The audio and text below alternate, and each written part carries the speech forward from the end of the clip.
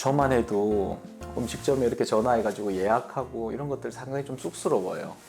네, INFP. 그렇습니다. 그런데 배민 앱이나 이런 것들 통해 가지고 클릭해서 이렇게 가면 그 중간에 그런 약간 쑥스러움, 민망한 이런 느낌들, 말을 좀 서투르게 할 때 그런 거, 뭐 이런 것들 없이 이게 이미 좀 익숙해지고 편리함을 느끼는 또 그런 변화들이 있거든요. 처음부터 그런 도구를 사용하면서 성장한 우리 청소년들, 문자나 이런 것들보다는 화면 그리고 또 인터페이스 이런 것들을 보면서 성장한 그룹에서는 AI가 줄 수 있는 그런 편안함들을 훨씬 더 많이 느낄 것 같습니다. 그래서 그런 이런저런 얘기들을 장래 진로에 대한 건 어떻게 좀 풀어갈까요? 우리 아이들의 좀 흐름은 어떤가요? 또 정신건강에 미치는 영향은요? 걱정하는 것 중에 SNS도 이렇게 많은 영향을 미쳐가지고 거기에 푹 빠져서 어려움을 겪는데 더 인터랙션 할 수 있는 이런 AI 기술이 탑재된 이런 여러 SNS 툴 이러면 거기에 너무 빠지게 되지 않을까요? 그런 의존성에 대한 어떤 염려 이런저런 것들을 함께 다루는 시간이었습니다.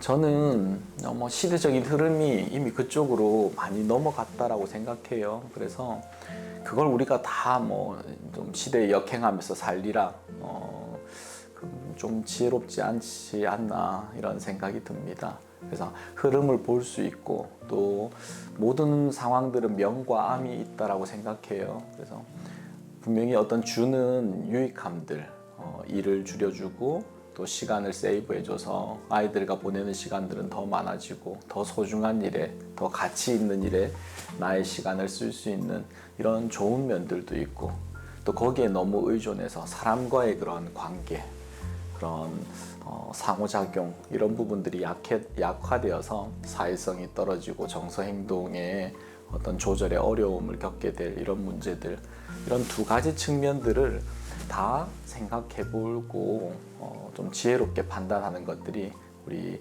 좀 어른들의 몫이 아닐까 이런 생각들이 듭니다.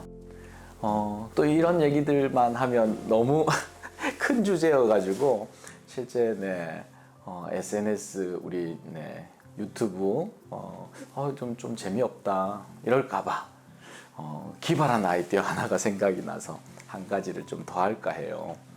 저는 ADHD 초창기 강의를 ADHD 내용을 얘기를 많이 했어요.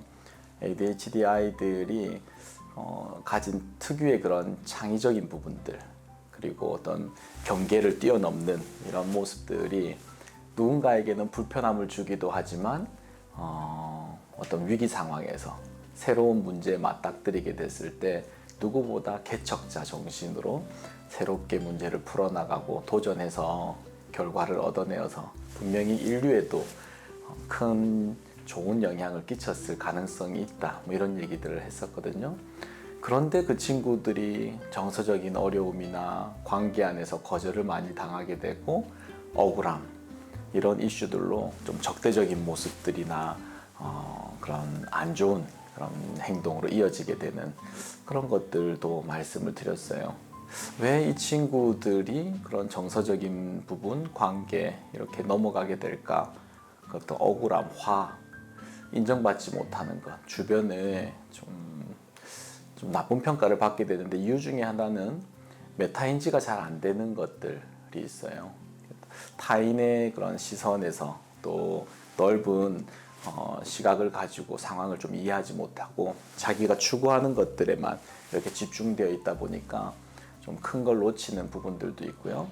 시작이 더디고 스타트가 느리고 그리고 마무리 짓지 못하는 것 때문에 늘 헐레벌떡 기한을 넘겨가지고 과제를 제출하려고 하고 하다 보니까 모둠 활동이나 같이 뭔가를 공동체적으로 뭔가를 이루어내야 되는 이런 과제 앞에서 좀 방해가 되는 존재일 수가 있어요.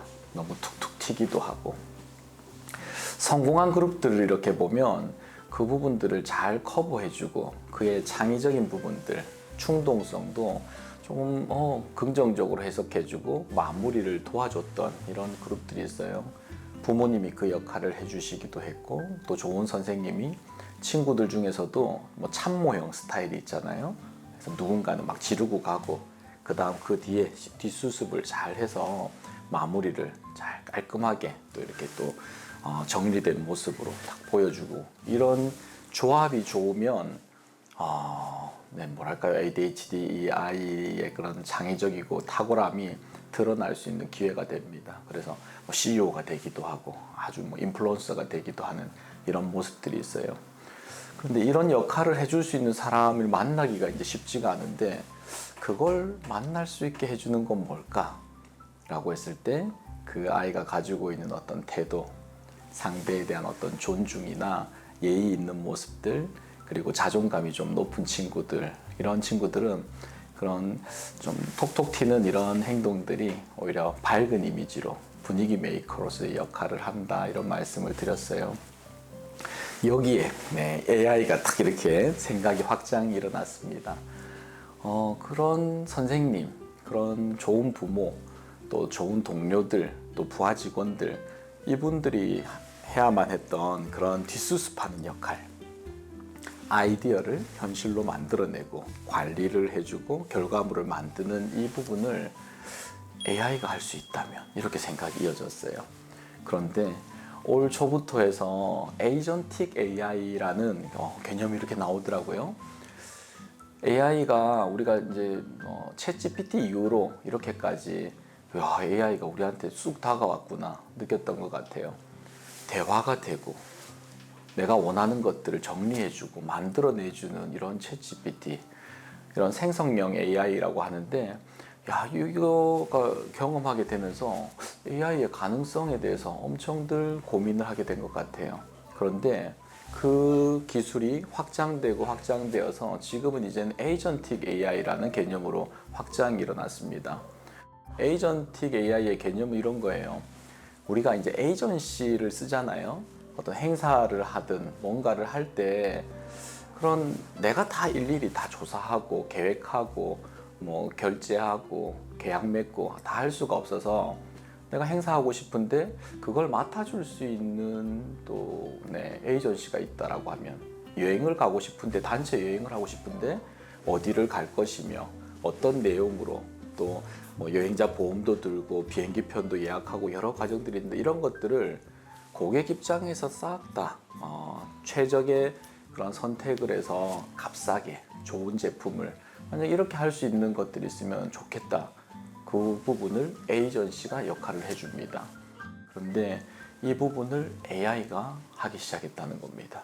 법률 자문을 하고요, 여행 계획을 세워주고, 심지어는 뭐 결제나 최종적인 어떤 그런 에이전시가 했던 역할들까지도 AI로 그냥 물어보고 어떤 자료 제공해주는 수준을 넘어서는 기능을 하게 되는 게 에이전틱 AI라고 생각하시면 됩니다.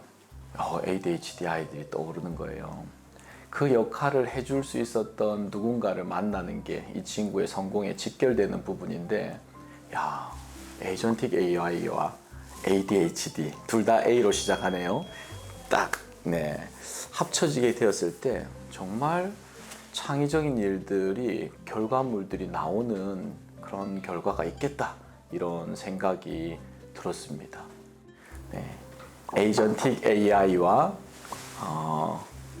ADHD 이 둘을 이렇게 합친 것만으로도 이런 아이디어가 이렇게 떠오르는데, 향후에는 또 더 많은 영역에 있어가지고 AI랑 이렇게 조인될 수 있는 것들이 있을 것 같아요.